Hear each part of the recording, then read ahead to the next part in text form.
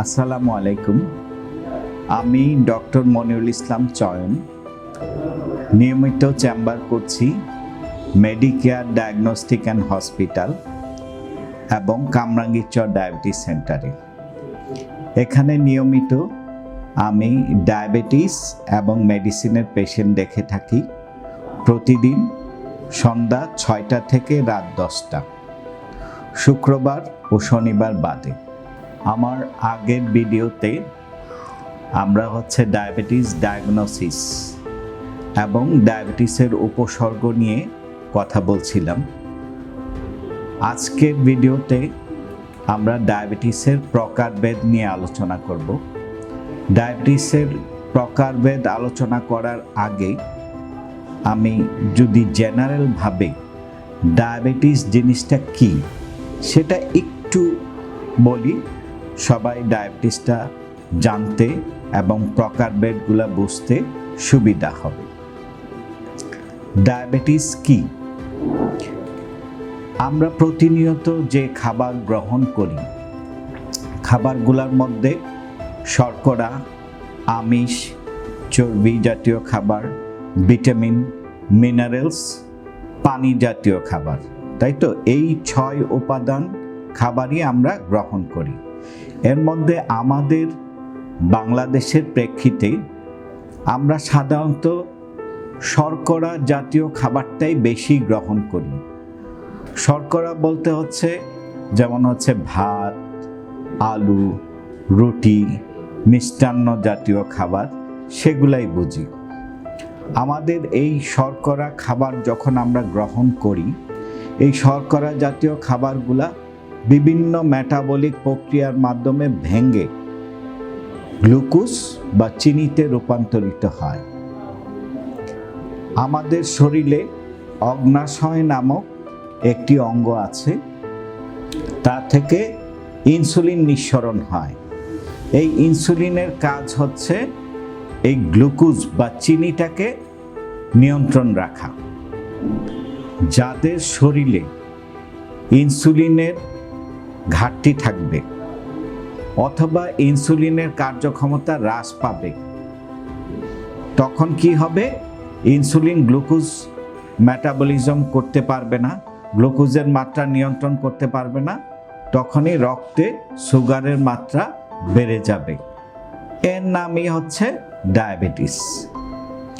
Diabetes কখনো একেবারে নির্মূল হবে না, যদিও প্রেগন্যান্সি রিলেটেড ডায়াবেটিস এর ব্যতিক্রম। আমরা নিয়মিত স্বাস্থ্য পরীক্ষা, নিয়ন্ত্রিত জীবনযাপন, ডাক্তারের পরামর্শ এবং কিছু ওষুধ গ্রহণ, তার মাধ্যমে সুস্থ থাকতে পারব। ডায়াবেটিসের প্রকারভেদ যদি আমরা স্পেসিফিক একটা বড় গ্রুপে ভাগ করি, তার মধ্যে ডায়াবেটিস মূলত 4 প্রকার।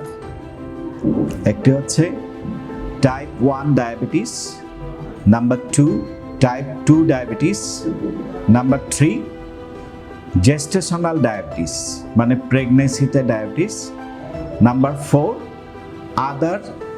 আদার স্পেসিফিক টাইপ অফ ডায়াবেটিস। তো এই ডায়াবেটিসগুলোকে যদি আমরা একটু করে আলোচনা করি, টাইপ 1 ডায়াবেটিসটা কি? টাইপ 1 গ্রুপ কে? টাইপ 1 ডায়াবেটিস সাধারণত ইয়াং এজ, অল্প বয়সদের হয়ে থাকে। তার মধ্যে 5 থেকে 7 বছর গ্রুপে হয়ে থাকে। আর অ্যাডোলেসেন্ট, বিফোর পিউবার্টি, মানে 17 বছর বয়সে সাধারণত হয়ে থাকে। বয়স গ্রুপটাকে যদি আরও স্পেসিফিক আমরা করতে চাই, টাইপ 1 ডায়াবেটিস সাধারণত 30 বছরের নিচে হয়। তাদের কি হয়? তাদের শরীরে ইনসুলিন প্রোডাকশন থাকেই না। কি হয়? Autoimmune destruction pancreatic beta cell, মানে প্যানক্রিয়াটিক বিটা সেলগুলা ধ্বংস হয়ে যায়, যার ফলে বডিতে ইনসুলিন তৈরি হয় না, তাদেরকে আমরা বলবো টাইপ 1 ডায়াবেটিস। এবার আসেন হচ্ছে টাইপ 2 ডায়াবেটিস। তো আমরা বুঝতে পাচ্ছি টাইপ 1 যেহেতু অল্প ইয়াং এজে হয়, টাইপ 2 হচ্ছে ইউজুয়ালি 45 থেকে 65 বছর গ্রুপ পেশেন্টদের হয়। কাদের হয়? যারা ওবেস, মোটা, যারা একটু এই গ্রুপ অফ এজের মধ্যে পড়ে, মানে ওল্ডার এজ, যারা সেডেন্টারি লাইফ লিড করে, যারা হচ্ছে একটু রিচ ফুড খাবার খায়, এই গ্রুপ অফ পেশেন্টদের হচ্ছে টাইপ 2 ডায়াবেটিস মেলাইটাস হয়। তারপরে আসি হচ্ছে জেস্টেশনাল ডায়াবেটিস মেলাইটাস, মানে প্রেগনেন্সিতে ডায়াবেটিস। প্রেগনেন্সিতে ডায়াবেটিসটা হচ্ছে যার আগে ভালো ছিল কিন্তু প্রেগনেন্সির সময় তার ডায়াবেটিস হয়েছে। এখানে কিছু কমন কথা একটু যদি বলি, আমরা দ্বিতীয় বা তৃতীয় প্রেগনেন্সিতে সাধারণত হয়। আর এটা আমরা কখন দেখব? মানে হচ্ছে 10 থেকে 14 সপ্তাহ সময় একবার দেখব, আরেকবার হচ্ছে 24 থেকে 28 সপ্তাহের মধ্যে দেখব। মানে প্রেগনেন্সি পিরিয়ডের ওই টাইমগুলোতে আমরা চেক আপ করব। এখানে প্রেগনেন্সিতে ডায়াবেটিস চেক আপের আমরা কিছু যদি চেক আপ ধরি, একটা হচ্ছে ফার্স্টেস্ট অ্যাপ্রোচ, সেকেন্ড হচ্ছে সেকেন্ড স্টেপ অ্যাপ্রোচ। মানে এখানে ওজিটিটি করতে পারি অথবা গ্লুকোজ চ্যালেঞ্জ টেস্ট করতে পারি। এগুলোর মাধ্যমে আমরা ডায়াগনোসিস করতে পারি জেস্টেশনাল ডায়াবেটিস মেলাইটাস। আর যদি নাম্বার 4 বলি, সেটা হচ্ছে আদার স্পেসিফিক টাইপ অফ ডায়াবেটিস।